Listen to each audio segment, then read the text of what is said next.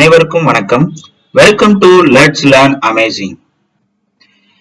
தேர்தல் முடிஞ்சு ரிசல்ட் வந்திருக்கிற இந்த நேரத்துல நம்ம கேட்கிற ஒரு ஃப்ரீக்வெண்டான வேர்டு டெபாசிட். டெபாசிட் காலி ஆயிருச்சு, டெபாசிட் கூட வாங்கலையா, டெபாசிட் திரும்ப கிடைச்சிருச்சு. இந்த மாதிரியான விஷயங்கள் தான் நம்ம இப்ப அடிக்கடி கேட்கிற ஒரு விஷயமா இருக்கும். தேர்தல்ல போட்டியிடுற நபர் மாவட்ட தேர்தல் ஆணையத்திடம் அதுக்கான விண்ணப்பம் பெற்று அதை ஃபில்அப் பண்ணி மாவட்ட தேர்தல் அதிகாரியிடம் வழங்கணும். அப்ப வழங்குறப்பதான் நம்ம டெபாசிட் அமௌண்ட்டையும் சேர்த்து கட்டுவோம். இததான் வேட்புமனு தாக்கல் செய்யறதுன்னு சொல்லுவோம். மக்கள் பிரதிநிதித்துவ சட்டப்பிரிவு 1958 படி தேர்தலில் போட்டியிடுற நபர் குறிப்பிட்ட தொகையை இந்திய தேர்தல் ஆணையத்துக்கு வைப்பு தொகையாக, வைப்பு தொகைன்றது டெபாசிட், ஓகேவா, டெபாசிட்டா செலுத்தணும். இது முக்கியமா எதுக்காக அப்படின்னா, விளையாட்டா சில பேர் தேர்தல்ல போட்டியிடுவாங்கல்ல, அதை தடுக்கிறதுக்காக மட்டும்தான் இந்த டெபாசிட்ன்ற ஒரு பேட்டர்ன் கொண்டு வந்திருக்காங்க இந்திய தேர்தல் ஆணையம்.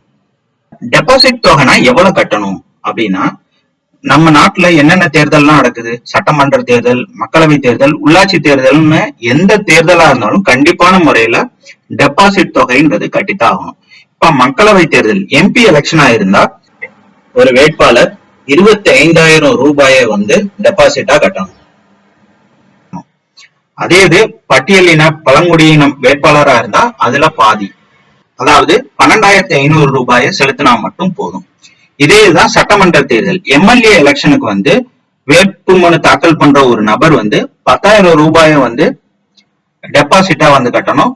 அதே மாதிரிதான் பழங்குடியின பட்டியலின மக்களுக்கு அதுல பாதி 5,000 ரூபாய் அப்படின்னு இந்திய தேர்தல் ஆணையம் வச்சிருக்காங்க. இந்த அமௌண்ட் நமக்கு திரும்ப கிடைக்குமா அப்படின்னு பார்த்தா, எப்பப்பெல்லாம் திரும்ப கிடைக்கும் அப்படின்னா, இப்ப ஒருத்தர் வேட்புமனு தாக்கல் பண்ணிட்டாரு, ஆனா லிஸ்டிங்ல அவர் பேர் வரல அப்படின்னா அந்த தொகை அவருக்கு திரும்ப அளிக்கப்படும். அதே சமயத்துல வேட்புமனுவை அவர் வாபஸ் வாங்கிட்டாலும் அந்த தொகை திரும்ப தந்துருவாங்க, தேர்தல் ஆணையம் திரும்ப தந்துருவாங்க.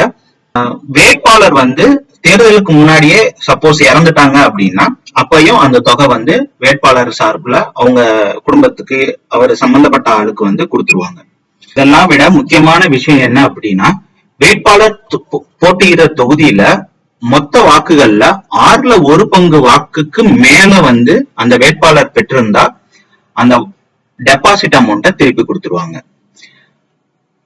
சோ இதுதான் டெபாசிட் அமௌண்ட் திரும்ப கிடைக்கிறதுக்கான கிரைட்டீரியா. சரி, அப்ப எப்ப டெபாசிட் அமௌண்ட் திரும்ப கிடைக்காது அப்படின்னா, இப்ப நான் சொன்னேன்ல 1/6 வாக்கு பெற்று இருக்கணும் அப்படின்னு. சப்போஸ் 1/6 வாக்கு பெறாம விட்டுட்டாலோ இல்ல எக்ஸாக்டா 1/6 வாக்கு பெற்று இருந்தாலும் கண்டிப்பா டெபாசிட் அமௌண்ட் திரும்ப கிடைக்காது. சோ இதுதான் டெபாசிட் இழப்பு, டெபாசிட் போச்சு அப்படின்னு சொல்றோம்ல, அது ஃபுல்லாமே இதுதான். இந்த பதிவுல டெபாசிட் பற்றின புரிதல் உங்களுக்கு கண்டிப்பா கிடைச்சிருக்கும்னு நான் நம்புறேன். போட்டித் தேர்வுகளுக்கு தயாராகிற மாணவர்களுக்கும் இது நல்ல பயனுள்ள தகவலா இருக்கும். சோ இதே மாதிரி வேற ஒரு சுவாரஸ்யமான விஷயத்தோட அடுத்த வீடியோல உங்களை பாக்குறேன். நன்றி.